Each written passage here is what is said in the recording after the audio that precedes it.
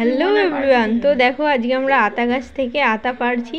আতা পেরে অনেকগুলো আতা হয়েছে, তো সেগুলো আমরা ভেবেছি বাড়িতে পাকিয়ে খাবো। আগেও আমরা ছোটোবেলায় অনেক পেরেছি, এখনও আজকে দেখলাম অনেকগুলো হয়ে আছে। এই দেখো কতগুলো আতা। তো এগুলোকে নিয়ে আমি চালের ড্রামে গিয়ে রাখবো, সেখানে 2 দিন পরে পেকে যাবে, তারপর সেটাকে বার করে খাবো। তো আপনাদেরকে সেটাই দেখাচ্ছি। দেখুন চালের ভেতরে একটু ভেতর করে রাখতে হবে যাতে আতাগুলো তাড়াতাড়ি পেকে যায়। তো সেই জন্য আমি আস্তে আস্তে এভাবে চালগুলো ঢেকে রেখে দিচ্ছি। দেখুন সেটা চালগুলো দেওয়ার পরে এর ওপর দিয়ে 2 দিন বন্ধ করে রেখে দিলেই বাস, তারপর আপনি আপ পেকে যাবে।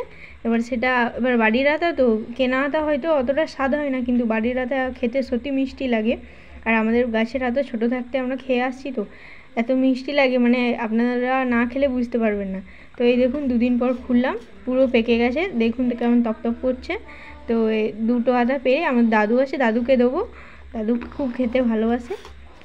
দেখুন সেটা, এই দেখুন কত সুন্দর পেকে গেছে। এটাও সবগুলো পেকে গেছে। এই যে কালো কালো আছে, আপনারা ভাবছেন হয়তো পোকা, আসলে ওটা পোকা নয়, আতার ধরনগুলোই ওরকম টাইপের হয়েছে। তো এবার দাদুকে দিয়েছি, তো দাদু এবার খেয়ে বলবে কেমন হয়েছে। আসলে দাদু খুব আতা খেতে ভালোবাসে। আমরা ছোটোবেলাতেও যখন গাছে উঠতাম পারতাম, দাদুকে দিতাম, দাদু খুব পছন্দ করে। সেই জন্যই দাদুকে দিয়ে ফার্স্ট খাওয়া, তারপর আমরা সব খাবো। তো দাদু তো খেয়ে বললো, ক্যামেরার মধ্যে কিছু বলতে পারে না, তো সেই জন্য এমনি পরে বললো খুব মিষ্টি, ভালো লাগলো। ধন্যবাদ।